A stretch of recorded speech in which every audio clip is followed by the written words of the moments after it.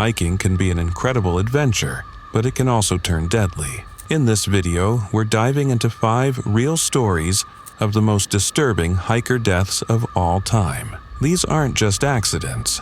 They're haunting reminders of how quickly nature's beauty can turn into a nightmare. From freak mishaps to eerie, unexplained disappearances, these tragic tales show just how risky stepping into the wild can really be.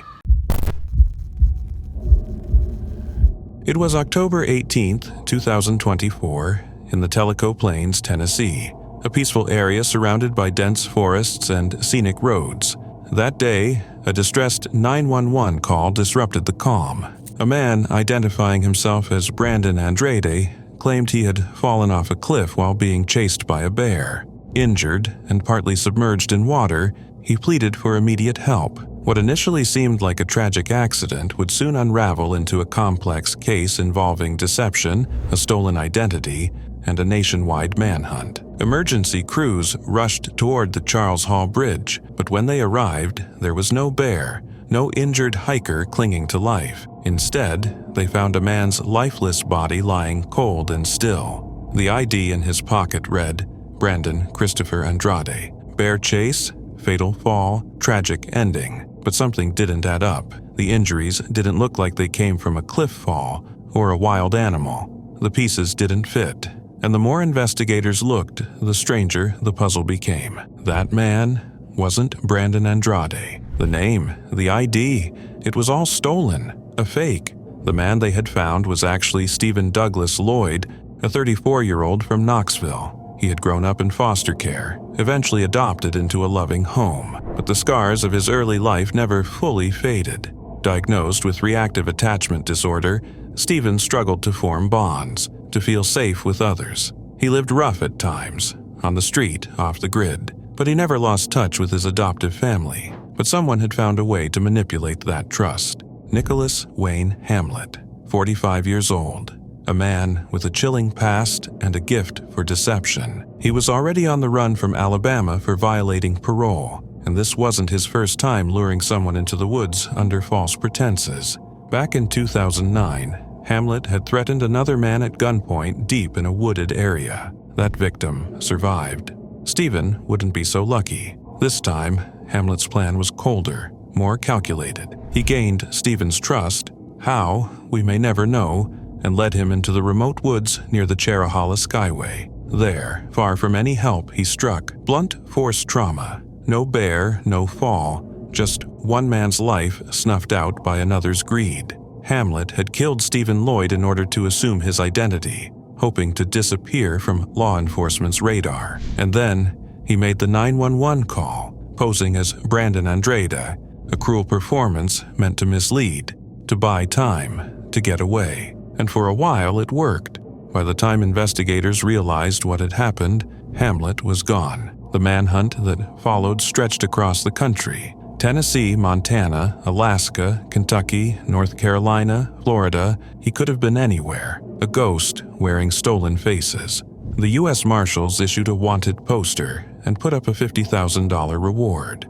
Still, Hamlet kept slipping away, vanishing just before anyone could close in. Then came Halloween night, a reported sighting in Chapin, South Carolina, his hometown. The trail went cold again, but finally, on November 10th, nearly 3 weeks after Stephen Lloyd's body was found, the breakthrough came. A hospital employee in Columbia, South Carolina, recognized a face from the wanted posters. Hamlet, using yet another alias, had checked in quietly. This time, there was no escape. Authorities moved in and arrested him without resistance. His fingerprints confirmed it.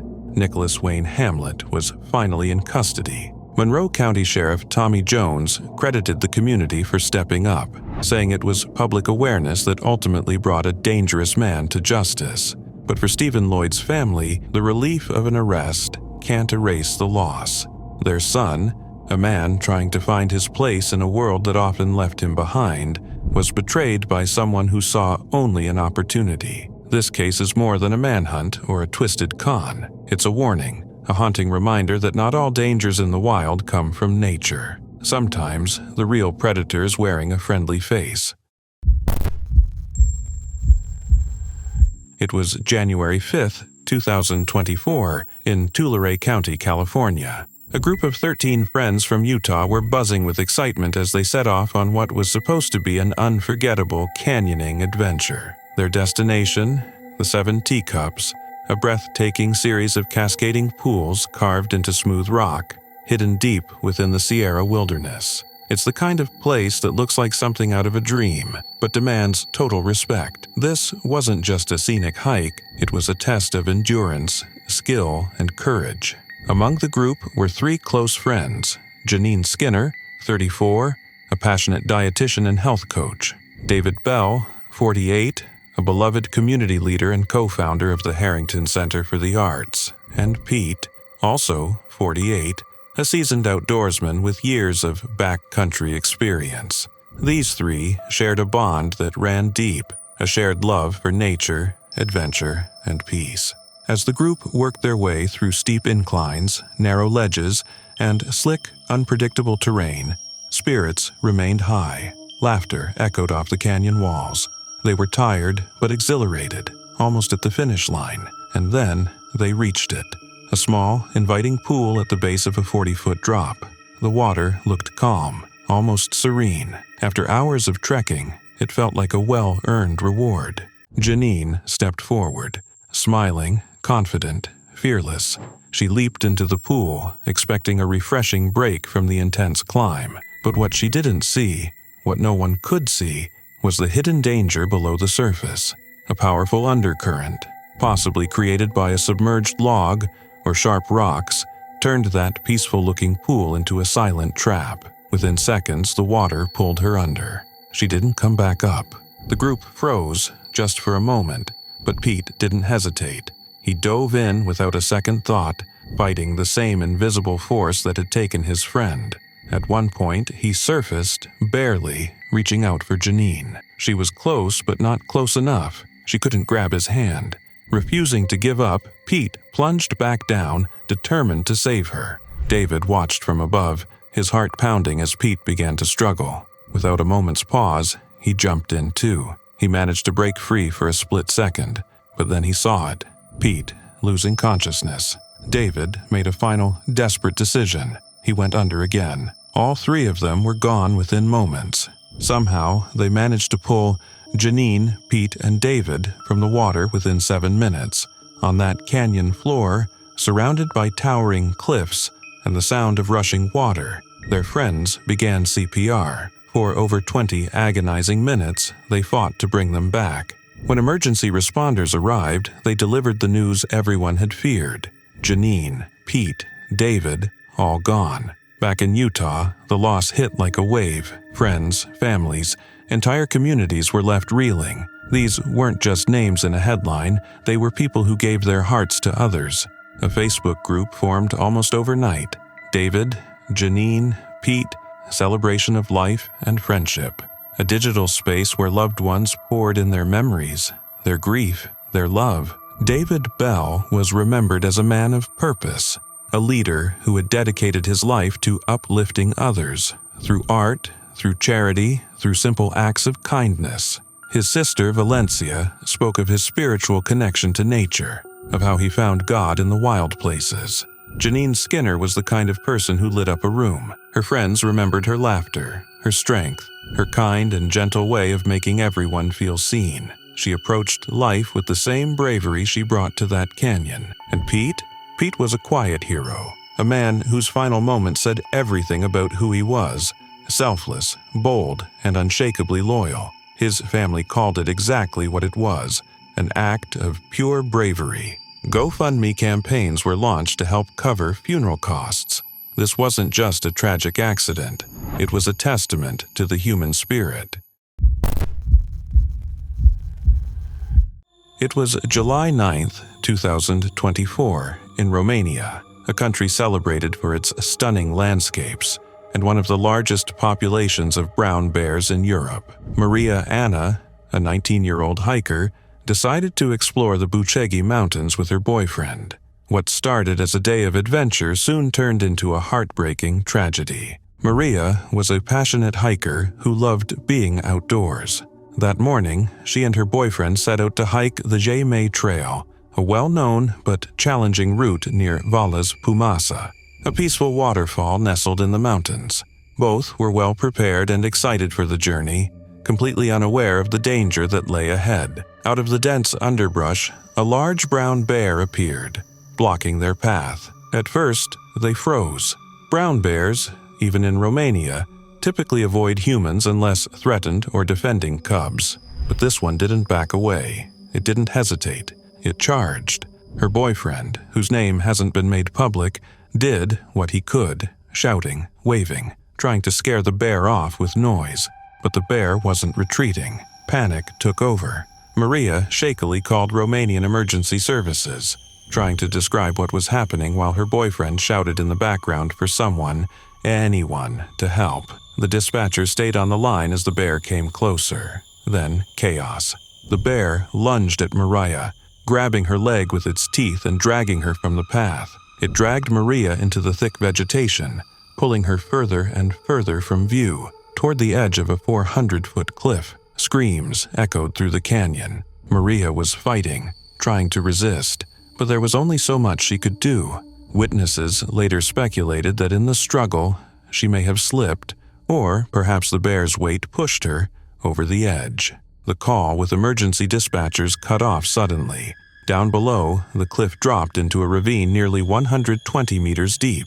Rescuers from Salvamont Prahova rushed to the area, navigating treacherous terrain, knowing they were racing against time. But by the time they reached the bottom, the scene was grim. Maria's body was there, lifeless. The bear was still nearby, guarding the area with a disturbing level of aggression. The rescue team had no choice. To safely recover her, they were forced to fatally shoot the animal. Maria had not survived the fall. Her injuries were catastrophic. Dan Banu, head of the local mountain rescue team, called it one of the most haunting cases his team had ever encountered. Her boyfriend was physically unharmed, but the emotional scars will likely never heal. He had done everything he could, and yet it wasn't enough. He later said he wished he could have taken her place. Wildlife experts offered chilling theories. Some believed the bear might have been sick. Rabies was a possibility. Others suggested that Romania's record-breaking summer heat had pushed the animal to the edge, stressing its body and behavior. Between 2016 and 2021, there were 14 deaths and 158 injuries caused by bear attacks in Romania. Romanian authorities have tried to address the issue. Aggressive bears are relocated or, in some cases, euthanized, but many say that's not enough. Maria Diana's story is more than a tragedy. It's a warning, a reminder that nature, for all its beauty, is still wild. For over 2 decades, Anne Houghton was a devoted guardian of the Great Smoky Mountains, an avid hiker, an unwavering volunteer, and a woman whose deep love for the wilderness shaped her every action. She had spent more than 4,000 hours traversing these trails, educating visitors and ensuring the preservation of the land she cherished so much.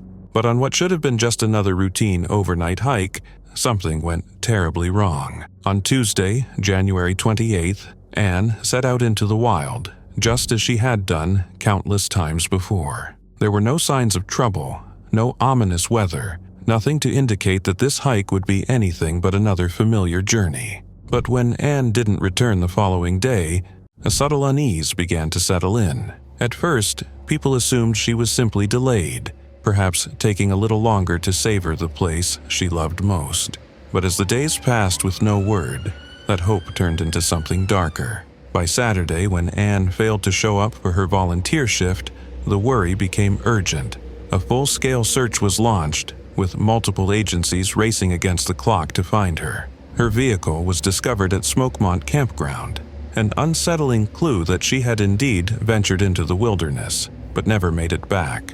The search intensified, covering miles of rugged terrain, Bradley Fork, Chastine Creek, Hughes Ridge, until, nearly a week after her disappearance, the heartbreaking discovery was made. At 1:53 p.m. on Sunday, February 2nd, Anne's body was found just a quarter mile from the Enloe Creek Trail, so close to safety, yet so far from the warmth and security of home. Authorities have yet to determine the exact cause of her death, though foul play has been ruled out.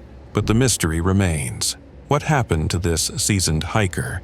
A woman who knew these mountains like the back of her hand, who had never once been daunted by the most challenging trails.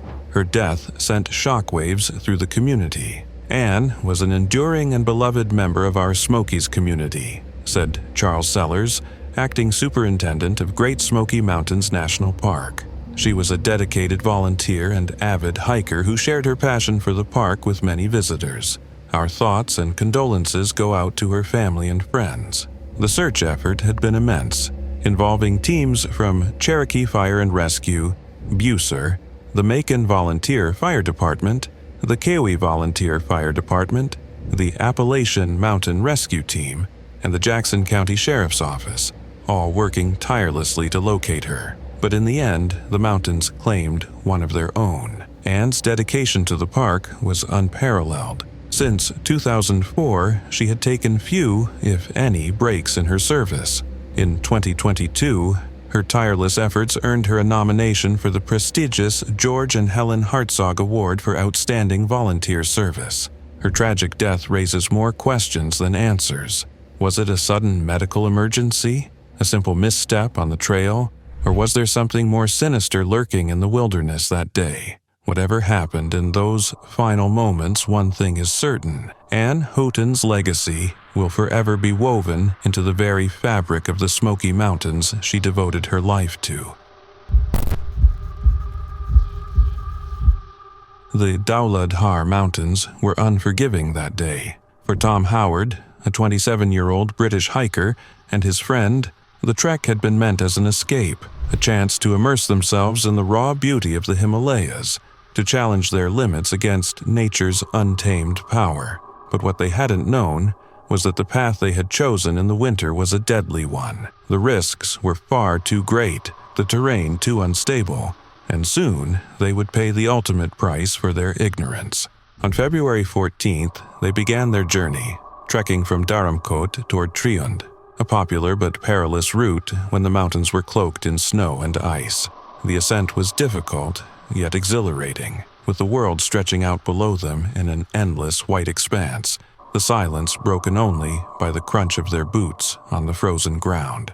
But it was the descent, where so many tragedies had occurred, that would change everything. Somewhere along the way, Tom lost his footing. Maybe it was the ice giving way beneath him, or maybe it was a misstep. Whatever it was, the fall was catastrophic. It wasn't a simple slip. It was a violent tumble that sent his body slamming into the rocks, the unforgiving ice crushing against him. His ribs shattered on impact, the agony of the injury magnified by the merciless cold gnawing at his exposed skin. His friend rushed to his side, but there was nothing he could do to ease the overwhelming pain, nothing to fight against the brutal power of nature. Realizing the urgency, his friend, despite his own injuries, left Tom behind, determined to reach help.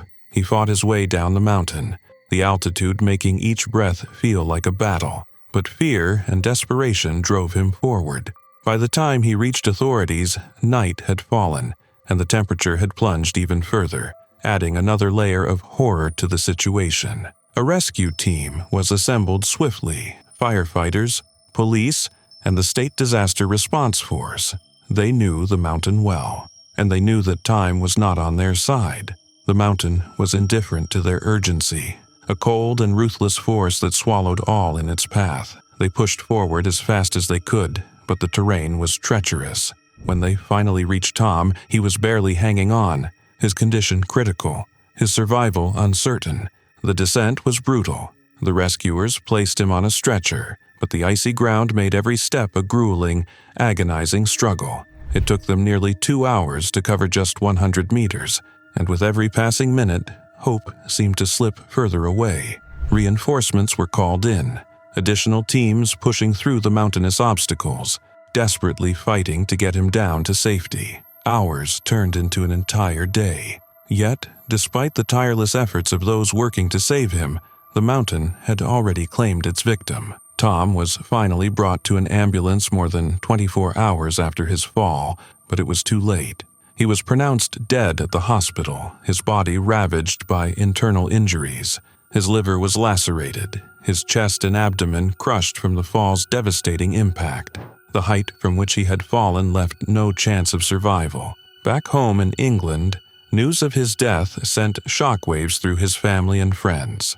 Tom had been far more than just an adventurer. He was brilliant, driven, a young man with a promising future ahead.